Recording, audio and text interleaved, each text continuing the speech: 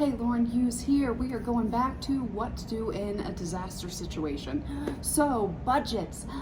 Budgets is something that's so very important right now because you're going to be given a maximum allowable allowance basically to live on. Well, if your house burns down like mine did, you get a certain maximum. And let me tell you, my burn rate, if I were to stay at a hotel, I'd be out of money in about 4, maybe 5 months, which we're looking at about 24 months before my house is built. So even though that number looks really big and the insurance company might start to write you really big checks, we have to have a budget because the burn rate of our money is going to go so very fast. So I'm actually looking to get out of a hotel as soon as I can into a long-ish term rental so I can at least slow the burn rate, because I have to make money that was meant for about 9 months.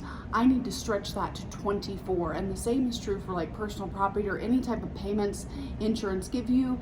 In the state of Colorado, they have to give you a minimum of 30% of your personal property back right away. I'm very fortunate with Country Financial. I get 75% right off the bat before we go into arguing on what my things are worth. So make sure you know your plan.